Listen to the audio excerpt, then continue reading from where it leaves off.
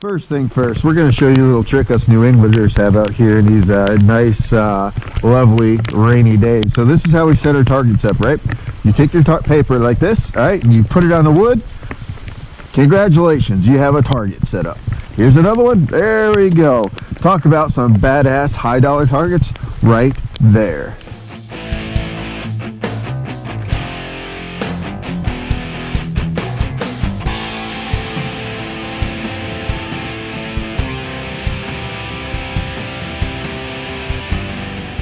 What's up, guys? How's it going? It is Matt here. So we're doing another Shooting the Shit with Matt on a very crappy, lovely New England day. Yeah, I got to keep in mind there's a couple different levels of rain out here in New England. There's a crappy day, there's a shitty day, and there's a really shitty day. And today just happens to be a really shitty rainy day. This rain is more like ice when it hits the ground. It's not quite ice, but it hits the ground, puts a film of really bad ice on it.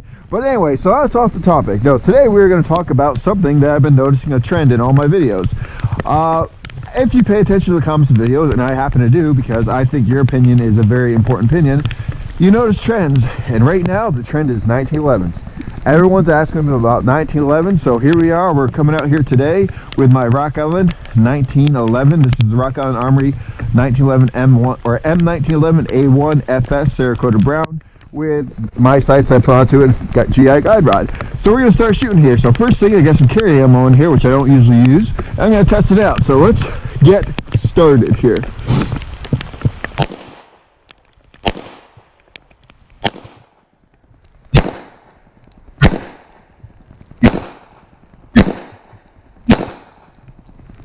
There we go. Let's load back up. Seems to be working just fine. This is just jacketed hollow point here. Oh, I flinched that one. You guys caught me there. This is what happens when you go cold.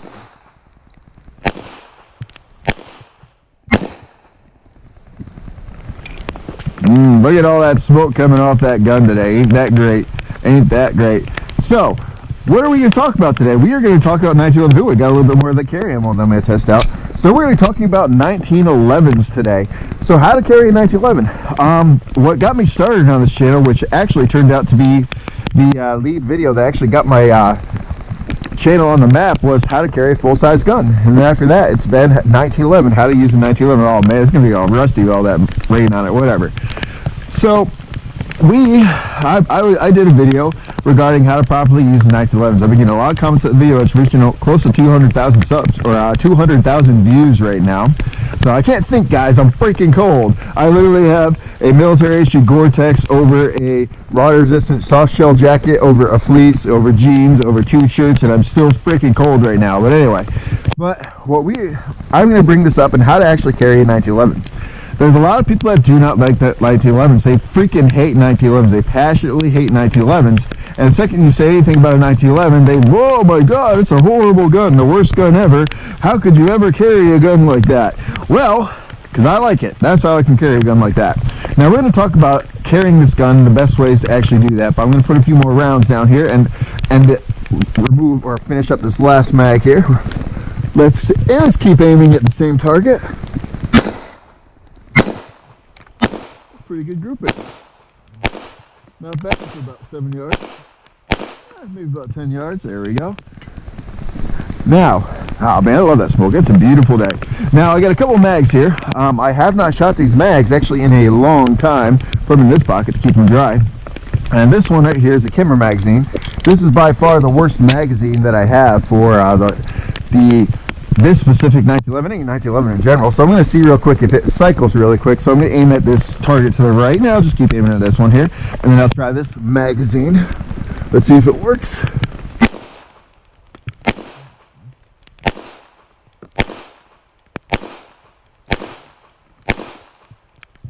Oh, yep, see, I do not like those magazines. So a lot of people think 1911s, that's a live round, we're still good with that one. A lot of people think 1911s are just horrible guns, and they really aren't horrible guns, but they are some pretty bad magazines. And you can tell when you get to the very last rounds of the magazines which ones are actually pretty bad, because it doesn't like to cycle them. And that's a Kimber magazine. every time I've shot that Kimmer magazine, that thing never, ever, ever cycles. Now I'm going to pull up my other magazine. Like I said, this is my opposite pocket here. Got my ammo in another pocket. This is the Arms Corps magazine that actually came with this 1911. I do not like this magazine at all. I have issues with this one too. The only mags I honestly like are Wilson Combat, but we're going to give it a shot while we're over here. Oh, gotta put that down. We're good. There we go. It is cycling pretty good. Now I don't drop this one all the way because this base plate's falling off on the Arms Corps magazine. That's a little problem there, Rock Island. Anyway, so we're going to talk about this a little bit real quick. I'm going to pick these mags up and I'm going to reload them. Oh man, look at how muddy those magazines are. It's like this, guys. The biggest problem that people have with 1911s is they do not understand how to use them. They do not understand how to actually carry them either. Now what I mean by that is you cannot treat a 1911 or carry it like a Glock. A lot of people take the same carrying techniques they use with a Glock, and it all muddy in there. Take a lot of the same carrying techniques they use with a Glock, and they try to apply them to a 1911. When I say Glock, I don't necessarily mean Glock. I mean a polymer frame, lightweight striker-fired pistol. They take those same methods to carrying that, which is have a decent belt, have a good holster, and they can carry it. Now, Glocks and striker-fired guns are very, very lightweight guns. You cannot take those same applications when it comes to the actual holsters and the belts and apply it to a 1911.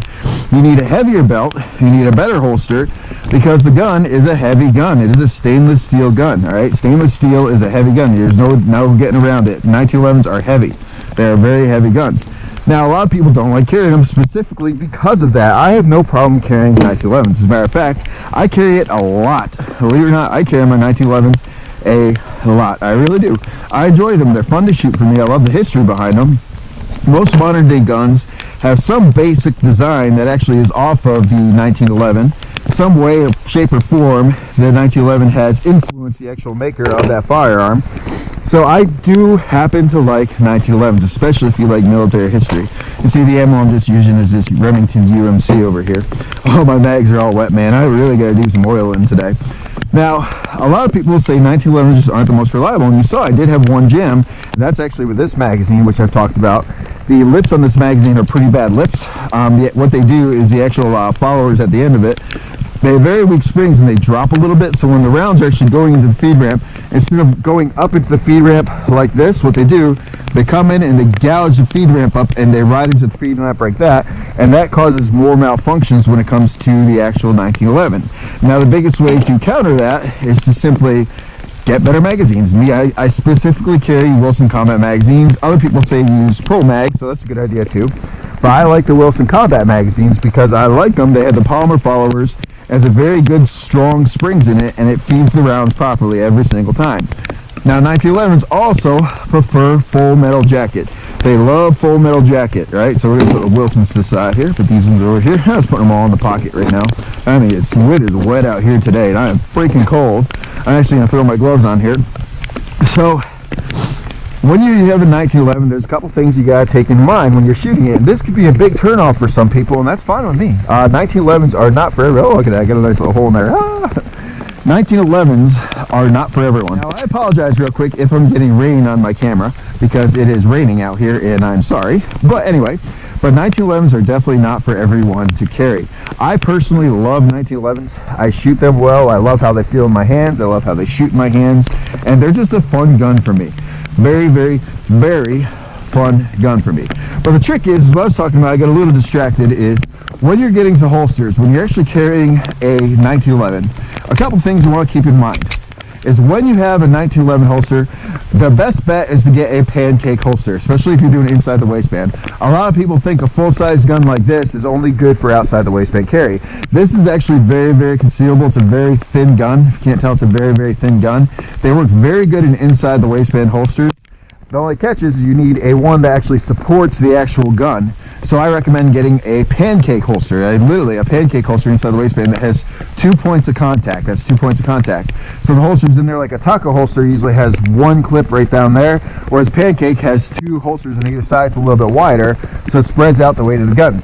So for a 1911, if you want to carry a 1911, you need a heavy-duty holster, and I'd recommend getting yourself a Pancake holster for it. Kydex is a great way, leather works too, but I'd go with a Pancake holster. The other thing is you need a heavy-duty belt. Now I have two belts. I have a 511 tactical belt, which is kind of a thinner one, but still it's a little bit of a reinforced web belt. Basically what that means is it holds up weight a little bit better. So my Glock holds well on it, my SIG holds all right on it. But when I get to my 1911, I swap out my belts to this Amish handmade belt that I got on eBay for like 30 bucks, a bull hide belt, heavy duty belt. It's actually tool belt designed for big guns. So I'm going to do a little bit more shooting here. So let's get this going with the gloves on here.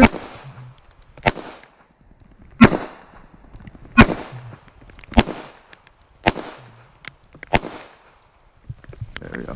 That's a pretty good, decent grouping, especially out in the rain with the gloves on, and I don't shoot gloves in this very often here.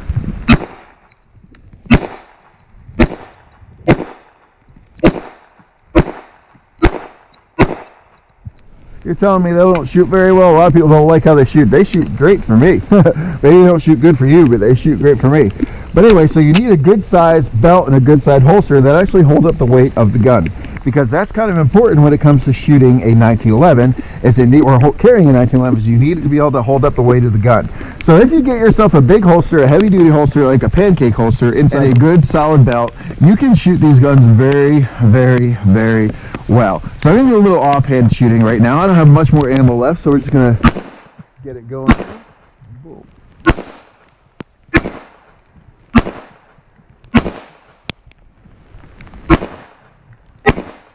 Look at that grouping, guys. That is some phenomenal grouping I have going today. So I always shoot these guns good. We're going to get a close-up look. I mean, look at that, guys. That is a 1911 for me. That's why I love 1911s. Right? 1911s have some of the best triggers that you will ever find. They honestly do. 1911s literally have the best triggers in any guns that you'll ever find. Even like it off-the-shelf guns, they just make really, really good triggers. I love them. They shoot very well for me. They're very straight shooter. They're very fun to shoot. And if you can't tell by my grouping, I can shoot them pretty damn good, right? So, but anyway, if you want to carry a 1911, go for it. I mean, it is not for everyone. When you carry it, it's designed to be carried like that, all right? Locked and cocked. Or, you know, however you want to say it. Cocked and locked. A lot of people freak out when I say it. So you carry it cocked and locked just like that. And that scares people. And this is a safe gun. If you don't have a good enough pressure on this, you know, then it won't shoot. So you have to have a good squeeze on it to shoot. The other complaint people have is the manual safety. We hate manual safeties. It's a horrible thing, because when you're shooting like this, you actually bump it. Well, hold the damn thing gun right. Ride your thumb in the safety just like that. And then when you set up your grip and you push that safety down, it literally puts your hand right where it needs to be. So ride your thumb on that safety just like that, and you will not have an issue. Now we're going to go back to these ship mags, and we're going to see if these ones function very well here. Well, let's get this going here.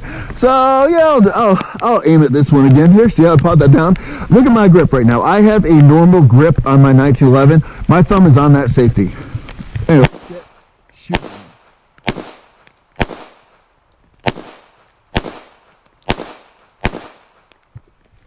Man, I love that smoke. The 1911s are just fun to shoot. I mean, look at all that smoke coming off of it.